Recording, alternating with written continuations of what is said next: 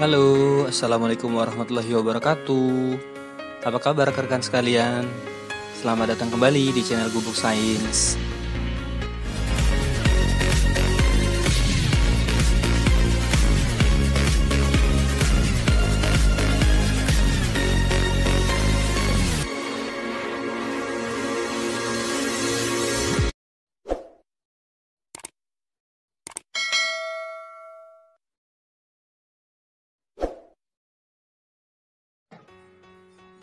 Nah, pada channel ini kita nanti akan berdiskusi dan belajar topik selanjutnya tentang soal-soal dan pembahasan SKB bidang formasi pertanian.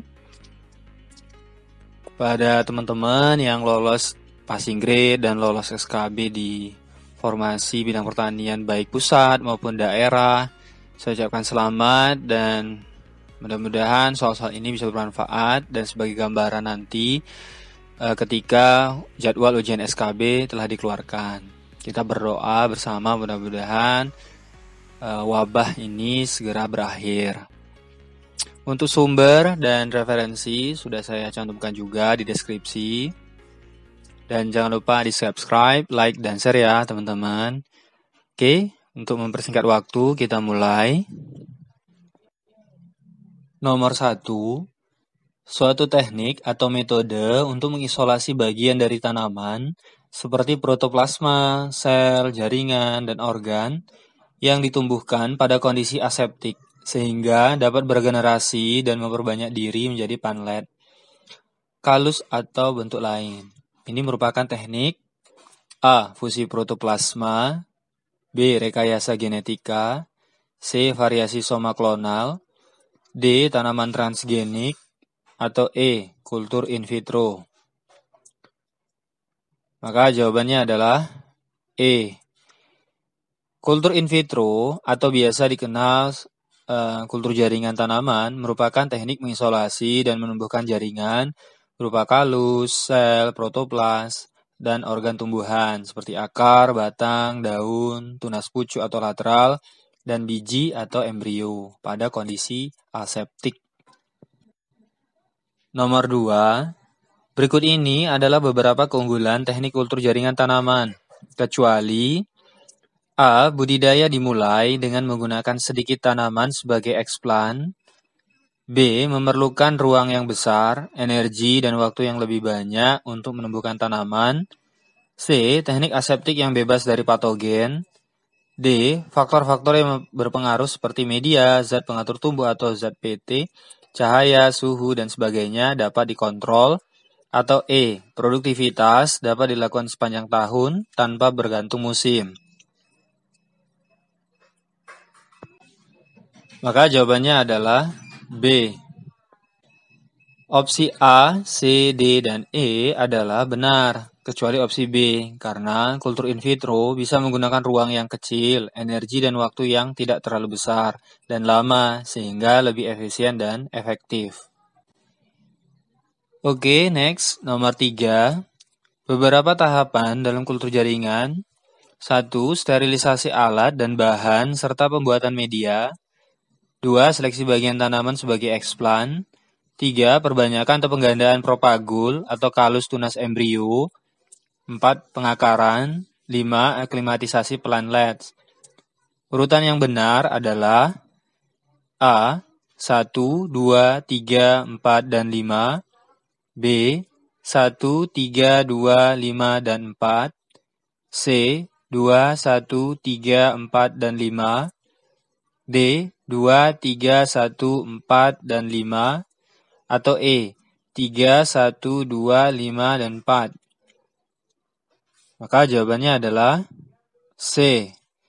Tahapan dalam kultur jaringan tanaman yaitu 2. Seleksi bagian tanaman sebagai eksplan.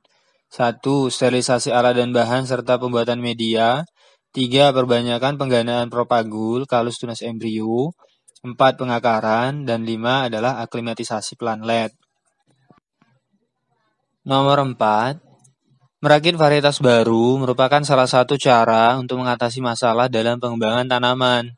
Misalnya padi, Oryza sativa, yang unggul seperti tahan hama, cekaman abiotik, dan mampu bereproduksi tinggi. Metode yang dapat mentransfer gen-gen dan bisa menggabungkan seluruh genom dari spesies yang sama atau antar spesies dari genus atau famili yang sama adalah metode yang disebut A. Fusi protoplas atau hibridisasi, B. Persilangan, C. Cloning, D. Hibridoma, atau E. Kultur in vivo. Maka jawabannya adalah A. Tanaman padi dapat dilakukan teknik fusi protoplas, yaitu mentransfer gen-gen atau menggabungkan seluruh genom dari spesies tanaman yang sama ataupun berbeda, tetapi masih dalam satu genus atau family, yang bertujuan untuk mendapatkan tanaman padi unggul dan berkualitas. Nomor 5. Bank Gen Pertanian mempunyai mandat utama untuk melakukan koleksi dan konservasi sumber daya genetik atau SDG pertanian secara ex situ jangka pendek dan menengah. Beberapa SDG berikut ini terdapat pada Bank Gen Pertanian, kecuali A. Aneka serealia, B. Aneka kacang, C. Aneka ubi, D. Aneka bunga, atau E. Mikroba pertanian. Maka jawabannya adalah D. Beberapa SDG berikut yang ada pada Bank Gen Pertanian yaitu aneka serealia seperti sorghum, jagung, padi, wijen, aneka kacang seperti kacang bambara, kacang gude, kacang hijau, kedelai, dan sebagainya, aneka ubi yaitu belitung, ganyong, gembili, ubi jalar, ubi kayu, dan sebagainya, mikroba pertanian yaitu seperti bakteri, fungi, atau kapang. Nomor 6. Kedelai atau glycine max adalah salah satu tanaman pangan yang penting. Perbanyakan kedelai secara in vitro dapat dilakukan melalui jalur organogenesis ataupun embriogenesis. Pada jalur embriogenesis dihasilkan melalui induksi embrio somatik baik langsung maupun tidak langsung. Perbedaan pada kedua induksi tersebut adalah A. Dengan atau tanpa pembentukan kalus terlebih dahulu, B. Dengan atau tanpa pembentukan planlet, C. Dengan membentuk kalus dulu kemudian tunas, D. Dengan membentuk organ-organ terlebih dahulu, atau E. Tanpa melalui semua itu kecuali dengan embrio. Maka jawabannya adalah A. Pada jalur embriogenesis dihasilkan melalui induksi embrio somatik baik langsung atau tidak langsung. Perbedaannya, secara langsung dilakukan tanpa melalui pembentukan kalus terlebih dahulu, namun langsung dari eksplan diinduksi membentuk embrio somatik. Sementara secara tidak langsung dilakukan dengan pembentukan kalus terlebih dahulu. Oke, nomor 7. Teknik hibridoma merupakan suatu teknik untuk menggabungkan sel mieloma dengan sel limfosit spesifik agar dihasilkan antibodi monoklonal. Salah satu inovasi yang dapat dilakukan untuk menghasilkan antibodi monoklonal spesifik yang tinggi adalah A. Dengan melakukan imunisasi pada teknik tersebut, B. Menyiapkan iradiasi yang cocok agar antibodi yang dihasilkan meningkat, C. Dengan kombinasi imunisasi interval 2 minggu sekali dan iradiasi, D. Menambahkan enzim HPRT atau hipoksantin fosforibosa transferase pada sel mieloma, atau E. Melakukan isolasi sel mieloma pada bakteri Salmonella typhimurium. Maka jawabannya adalah C. Penelitian teknik hibridoma di Pusat Aplikasi Isotop dan Radiasi Batan menguji hewan yang diberi imunisasi dengan interval 2 minggu, kemudian dikombinasikan iradiasi, dapat menghasilkan antibodi monoklonal yang lebih tinggi daripada hewan tanpa perlakuan yang antibodinya berasal dari antibodi bawaan. Nomor 8. Dewasa ini, perkembangbiakan ternak-ternak superior sudah banyak bergeser atau berubah. Beberapa teknik berikut ini digunakan dalam rekayasa reproduksi tersebut, kecuali A. Inseminasi buatan atau IB, B. Transfer embrio, C. Variasi genetik, D. Cloning hewan dan ternak, atau E. In vitro fertilisasi atau IVF. Maka jawabannya adalah C. Teknik-teknik yang digunakan dalam rekayasa reproduksi yaitu 1. Inseminasi buatan, 2. Transfer embrio, 3. Cloning hewan dan ternak, 4. In vitro fertilisasi. Lanjut nomor 9.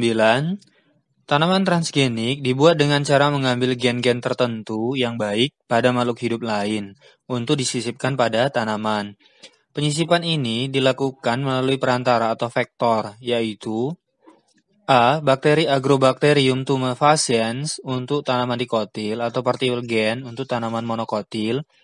B. Bakteri Rhizobium untuk tanaman dikotil dan monokotil. C. Bakteri Rhizobium untuk tanaman kacang-kacangan.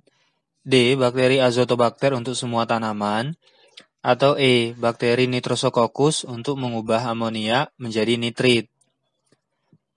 Maka jawabannya adalah A. Vektor atau perantara dapat menyisipkan gen-gen hasil rekayasa. Vektor yang biasa digunakan adalah bakteri Agrobacterium tumefaciens untuk tanaman dikotil dan partikel gen untuk tanaman monokotil. Nomor 10. Perhatikan beberapa tujuan berikut. 1. Menghambat pelunakan buah pada tomat.